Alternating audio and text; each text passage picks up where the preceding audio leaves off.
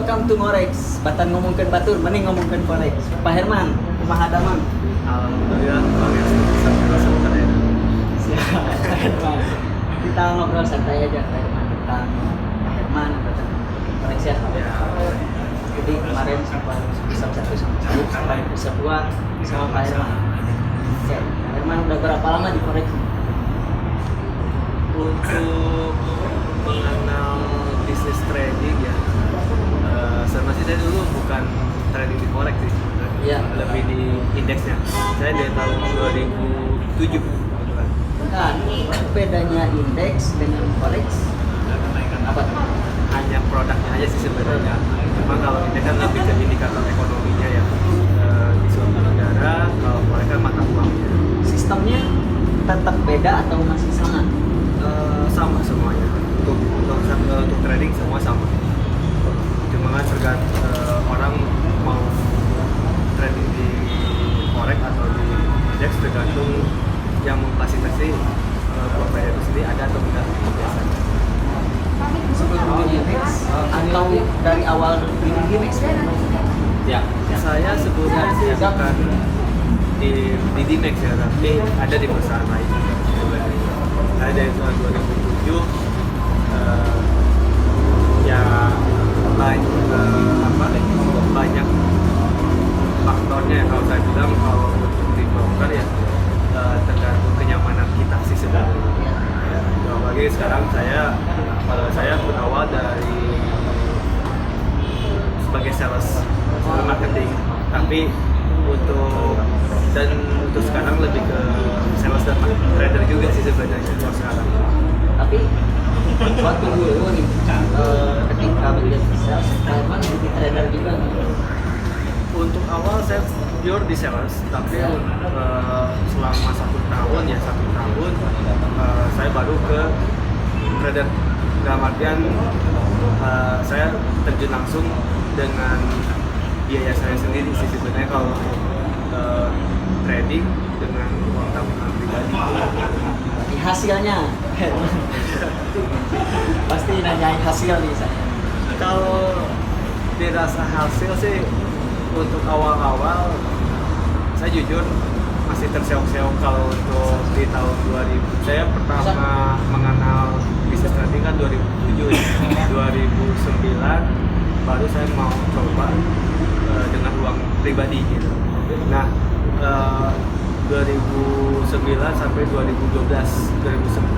itu benar-benar ya, karena mungkin saya analisa atau misalkan dengan metode yang saya pakai itu saya belum benar-benar yang yang saya bilang untuk gainnya itu sendiri belum dapat gitu, makanya sering terseok-seok ya, jadi ya sampai rugi juga gitu sebenarnya. Akumulasi rugi saat itu berapa bisa disebutkan? Kalau dirasa berapanya sih, kalau menurut saya sih hitungan pribadi cukup lumayan besar juga sih saya rasa gitu, karena saya ngumpulin juga nggak lama gitu, tapi ya saya di trading selama 3 tahun itu ya dirasanya ya cukup rugi. Selama 3 tahun ya adalah sekitar $8.200. 8.200 saat itu rupiah terhadap dolar berapa? Saya masuk rupiah masih di 10.000. Itu floating, saat floating rate atau misalnya Fixed rate, saya bilang fixed rate nya masih $1 10.000 tetap 82 juta rupiah selama 3 tahun. kurang lebihnya sih Luar biasa. Tapi sekarang misalnya setelah 3 tahun itu, mungkin setelah 3 tahun rugi lah, istilahnya rugi besar, udah keganti berarti.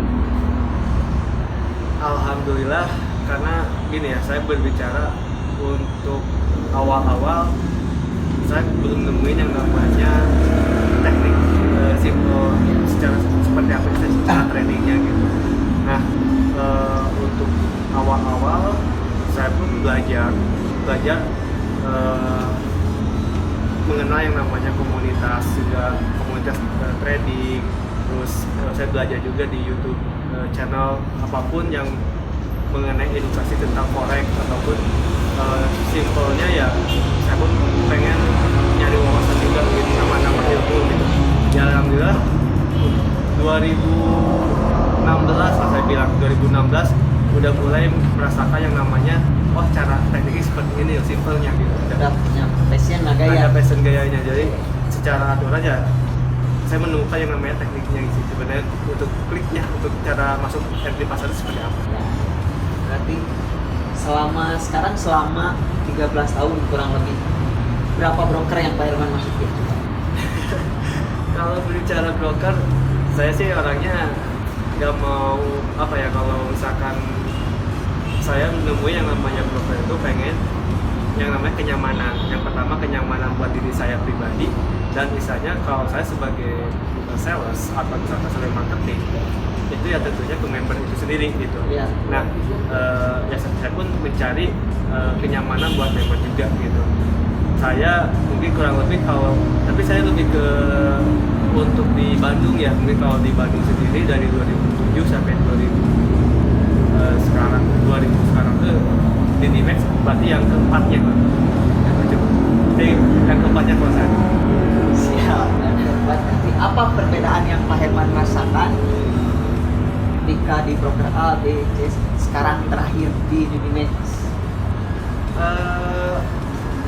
Perbedaan sih pasti ada setiap broker ya, mulai dari pertama dari penarikan dananya ataupun misalkan dari setiap kita entry ke pasar itu seperti apa, pasti ngerasain yang namanya server juga gitu. Server dari mulai MT4 sampai E-Trade ataupun misalkan MT4 5, MT5 gitu, itu pasti beda gitu dari servernya sendiri gitu. Sekarang kliknya kayak gimana itu pasti beda. Nah pasti banyak faktor juga sih sebenarnya. Nah cuman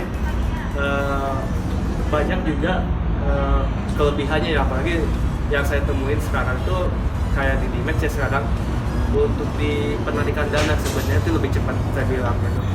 Sampai prosesnya sih nasabah saya pribadi juga gitu bilang bahwa penarikan di Dimex itu benar-benar saya acungin jempol sampai kalau misalkan punya 4 ya 4-4 ya gitu kata dia sih seperti itu. Jadi saya sempat withdrawal tuh kemarin nasabah pribadi juga sampai 1M ya 1M.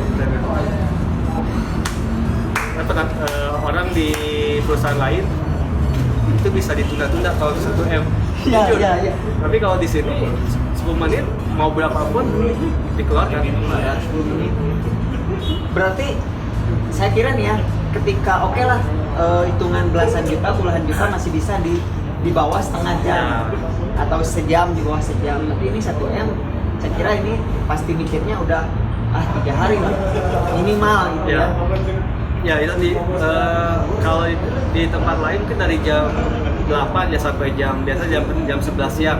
Yeah. Proses penarikan dana paling telat jam 2 jam 3 tuh baru keluar ke rekening. Tapi kalau saya di atas jam 11 baru paling besoknya. Nah kalau di Dimex saya lihat fasilitas ya dari jam 8 prosesnya dari sampai jam 5 selama proses itu mau dikeluarkan hari itu dikeluarkan juga gitu, jadi hanya 10 menitan. Kemarin 1M 10 menit juga. 10 menit.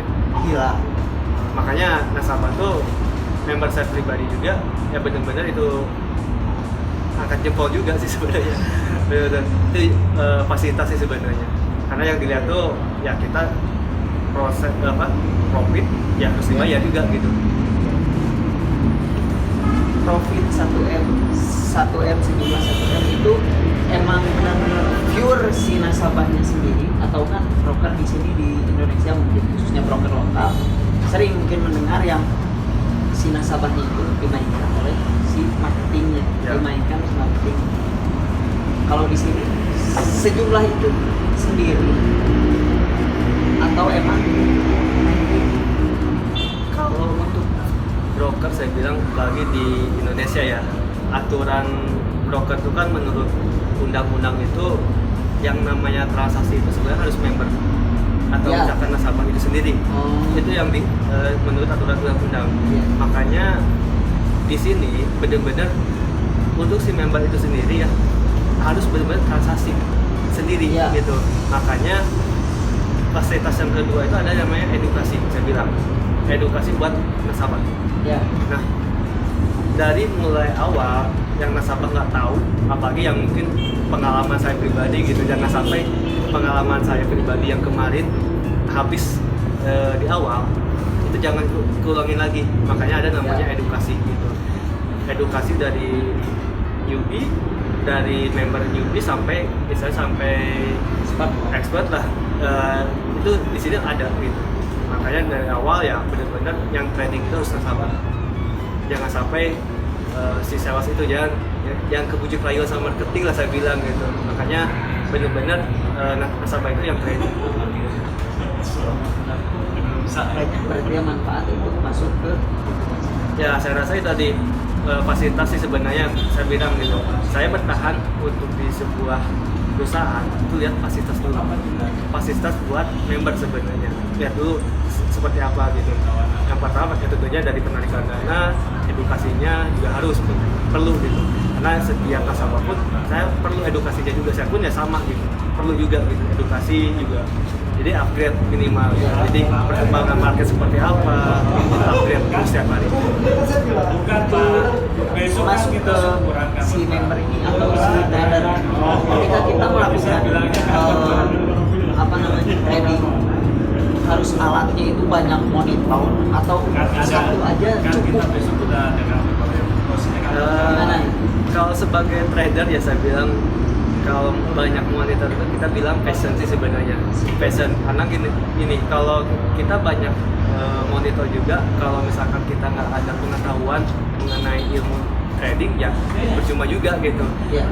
Kalau misalkan kita dengan satu monitor atau satu laptop pun, kalau misalkan kita punya kemampuan untuk secara transaksi udah cukup saya rasa gitu. Apalagi ya saya pribadi untuk sekarang sebagai salesman atau sebagai trader ya mau nggak mau saya pun harus istilahnya harus punya pendapatan juga tiap harinya gitu.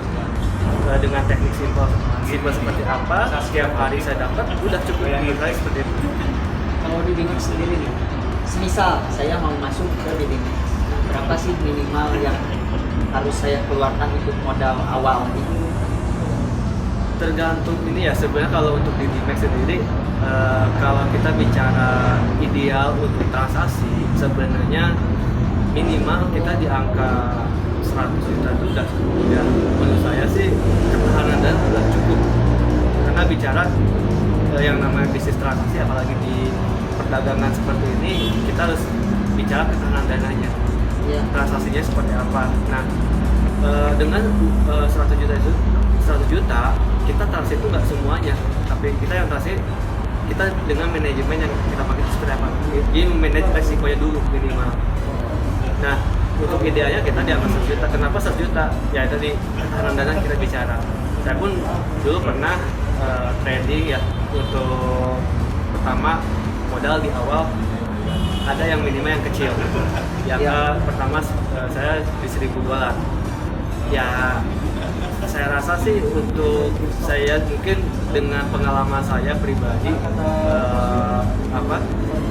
untuk resiko pun masih lebih besar ya, sama kayak kita kalau misalkan kita jalan-jalan ke Jakarta atau misalkan ke pariwisata lah, dengan kita bawa uang 100.000 sama 1 juta masih beda, betul nggak? Nah itu yang saya coba sampaikan juga, bukan istilahnya 100 juta harus ada, tapi minimal kita harus punya gitu. Di trading, bisnis trading itu ya kita jangan, misalnya tujuan kita apa sih di trading itu, pengen cari benar-benar kita dengan modal kecil pengen besar, tapi kan intinya ada pendapatan yang lain gitu di samping dari yang bisnis konvensional kita gitu. Nah, bicara bisnis konvensional, pernah nggak Pak terjun di bisnis konvensional sebelum terjun ke trading forex? Selama ini sih saya belum, untuk konvensional sih belum pernah ya, karena saya berprinsipnya sih untuk sekarang masih trading itu ya buat pendapatan saya sendiri sekarang gitu. Apalagi yang mungkin kemarin kayak kasus saat kemarin ada virus corona ya, sampai sekarang masih ada sebenarnya. Cuma kan kalau kita bicara bisnis konvensional, di bisnis kemarin ada virus corona, orang kebanyakan pasti pendapatan menurun. Iya. Nah, di trading kita bisa transaksi kapan aja tanpa ada istilahnya berita yang istilahnya mau apapun, tetap pendapatan kita kan mengalir. Itu sebenarnya lebih ke ya mungkin kalau untuk sekarang saya lebih fokusnya di trading dulu sih sebenarnya. Kalau untuk konvensional mungkin nanti next ke depannya rencana pun ada gitu, tapi untuk ke depan sekarang lebih ke tradingnya dulu sih sebenarnya. Balik lagi ke Dinimax, dari 100 juta, misal saya nih ada pertanyaan dari saya deposit 100 juta oke ke Dinimax, berapa yang bisa saya dapatkan per bulan? Sebenarnya tergantung kita untuk plan trading ya saya bilang. Kalau untuk pendapatan, karena di bisnis trading itu kita nggak fix return. Nah, nggak, dalam artian nggak satu bulan misalnya fix 10% enggak. Ya. Yang namanya kita bisnis, ada kalanya kita bicara untung, ada bicara kita rugi. Nah, tinggal kita memanage ruginya itu sendiri sebenarnya. Kalau misalkan kita bisa manage kerugian, otomatis kerugian itu diperkecil tapi gainnya diperbesar. Nah, saya sih rata-rata kalau untuk sekarang sih untuk pribadi ya, untuk yang saya apalagi yang saya dengan dana saya pribadi itu saya satu hari paling minimal ada, kalau untuk kita pakai trading dengan minimal lot yang kecil itu ya antara 500 sampai 1,5 juta itu udah cukup sebenarnya kalau menurut saya pribadi per hari Ya. gitu. Jadi tergantung kita cara planningnya untuk transaksi seperti apa sebenarnya dulu. Jadi kalau misalkan dirasa 1 juta cukup satu hari, ya udah cukup. Misalnya satu bulan minimal 10% juga udah cukup kalau menurut ukuran saya pribadi gitu. Karena saya pun ya jujur untuk sekarang lebih lebihnya aja sih sebenarnya, karena kemarin saya udah yang kemarin udah alhamdulillah udah balik lagi sih sebenarnya kalau sekarang. Ya pastilah udah dari 3 tahun pengalaman buruk 3 tahun. Ya itu benar-benar pengalaman yang saya rasa harus benar-benar dihilangkan juga sih sebenarnya. Karena kita bicara psikologi sih, karena kalau kita trading itu pengen menggebu-gebu terus tiap hari pengen transaksi, pasti ada resiko. Iya. Terus ini sebelum kita terakhir ya, kita tanggapi orang trader di luar sana yang memang rugi besar dan dia kapok dan menjudge trading forex ini adalah paradigmanya negatif. Tanggapan Pak Herman gimana? Balik lagi sebenarnya kalau prinsip saya tuh ya tadi saya bilang, kalau saya dulu 2009 3 tahun itu 2012 uang itu habis saya untuk tabungan saya gitu. Saya berprinsipnya kalau misalkan uang itu saya habis dari market, ya saya pun harus balik lagi dari market itu. Gimana caranya ya? Saya harus menemuin yang namanya pola gitu, pola untuk transaksi seperti apa gitu. Yang alhamdulillah saya 2016 baru dapat yang namanya sistem trading yang benar-benar yang menurut saya ideal gitu buat saya pribadi gitu. Makanya ya mungkin kalau di luar sana masih berprinsip bahwa negatif, paradigma masyarakat masih negatif di bisnis itu, ya baik lagi tergantung kitanya sih sebenarnya. Kalau misalkan di luar sana masih banyak yang negatifnya, toh istilahnya masih banyak orang yang sukses juga gitu di bisnis ini gitu. Makanya ya baik lagi tentang tujuan kita untuk investasi itu apa sebenarnya. Jadi baik lagi seperti itu saya Trading for living. ya. Apakah Pak Herman sudah merasakan itu? Untuk sekarang sih, untuk yang namanya manusia ya saya bilang gitu. Ya. Yang namanya manusia nggak ada titik puasnya sih. Saya pengen terus benar-benar mencari yang menurut saya sih, saya pernah sempat di titik jenuh juga sih sebenarnya. sempat 1 tahun saya vakum juga di bisnis trading, tapi saya kenapa balik lagi ke bisnis trading. Jadi, makanya ya untuk sekarang trading itu benar-benar modal awal saya sih sekarang. Nah, ketika saya seorang yang nggak tahu apa-apa, saya nggak tahu, anggap aja nggak tahu apa-apa dan emang benar ya, nggak tahu apa-apa tentang trading forex, saya punya modal, saya tertarik, tapi saya nggak bisa apa-apa. Apa yang harus saya lakukan? Nah, kalau kebetulan saya di sini ya, apalagi di perusahaan broker di PT Didimek itu ada fasilitas untuk edukasi buat member yang tentunya dari awal yang benar-benar yang newbie benar-benar nggak tahu apa itu forex bisa datang ke sini, bisa ke kantor ke PT Didimek yang di Jalan Garuda nomor 88. Dari awal itu dijelasin apa itu forex, apa itu yang namanya trading, gimana sistemnya seperti apa, itu benar-benar detail dari awal. Ya. Jadi kita pun tahu gitu, oh bahwa trading itu benar-benar menguntungkan gitu. Bukan misalnya kalau saya awal mungkin nggak tahu kenapa bisa loss, ya karena kan ilmu saya kurang, gitu. Iya. Terus gini, ketika saya oke lah, saya udah belajar gitu, tapi tetap susah. Apa yang dilakukan Pak Herman ketika saya, Pak Herman misalnya, udahlah, ini udah saya nyerah Pak Herman, oke, sama Pak Herman saya tahu hasil. Apa yang dilakukan di PT Didimek? Untuk sekarang, ya itu di PT Didimek itu sekarang kan kita benar-benar yang trading itu harus nasabah sebenarnya, member gitu. Jadi simpelnya ini. Jadi kalaupun misalkan kita nggak ada waktu, misalkan untuk transaksi, ya mau malam, karena kan kita untuk jam transaksi dari pagi sampai malam ya untuk transaksi. Misalkan seminggu pun udah cukup menurut saya. Tapi lihat dulu plan kita seperti apa, mau kita harian atau misalkan kita jangka panjang long term atau seperti apa gitu cara transaksinya, gimana ya itu nih, karena kan kita di sini ada kelas juga ya, kelas edukasi baik secara kalau di sini kan kita ada VIP di Didimek-nya ya sama GoFX ya, untuk kelas GoFX-nya sendiri gitu. Itu kalau GoFX juga tinggal kita cuman follow sama masih channel ataupun misalkan yang member lain juga, yang mentor yang lain juga itu ada sinyal langsung gitu. Jadi kita tinggal follow aja, tinggal pasang SL take profit, udah kita misalnya mau kerja di luaran sana juga udah cukup gitu. Jadi kita udah ada batasan juga, atas bawah juga dibatasin gitu. Ya.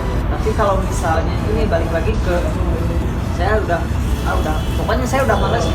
Pak Herman ini udah saya ngasih pandangan. Saya tinggal beri masuk dari skill tradingnya lain. Halal nggak di sini? Kalau di sini haram saya bilang, karena yang namanya trading itu baik lagi benar-benar nasabah yang mengelola gitu. Kita hanya sebagai fasilitas aja. Kalau misalnya memang karena angka masuk, misalnya uang masuk ke perusahaan, tapi seperti itu tetap ditolak. Ya ditolak tetap, karena nggak boleh. Artinya gini, kita tetap yang namanya pelayanan ya, saya bilang gitu, pelayanan nasabah untuk member gitu benar-benar itu nomor satu ya. Apalagi ya tadi kita kan nggak mau yang namanya nasabah itu menyalahkan kita gitu dengan cara transaksi kita gitu. Ya.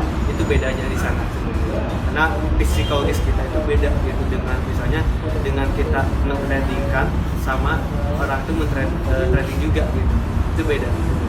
Jadi kesimpulannya di sini itu emang kita walaupun newbie, walaupun nggak bisa, tetap ada edukasi. Harus edukasi. Saya bilang itu dasarnya dulu, edukasi dulu. Walaupun misalkan kita tradingnya demo dulu, ya nggak apa-apa, silakan gitu.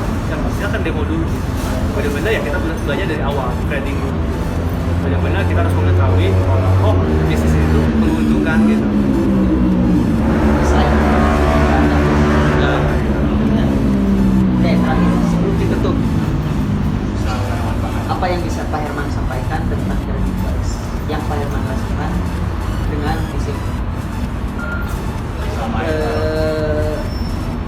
dirasakan dari Forex, saya rasa sih banyak ya. Kalau ya tentunya sih menegangkan saya bilang gitu. Yang kalau orang awam pasti awal-awal menegangkan, Iya. tapi kalau kita punya plan trading, cara transaksinya santai aja sih sebenarnya. Jangan misalnya ya tadi saya bilang trading itu jangan diburu-buru, Ya. jangan diburu-buru, jangan di apa merasa bahwa oh satu hari itu benar-benar harus profit, enggak, jangan. Iya. Tapi kita benar-benar yang minimal mapping dulu untuk pasarnya seperti apa, kalau ada momen baru masuk.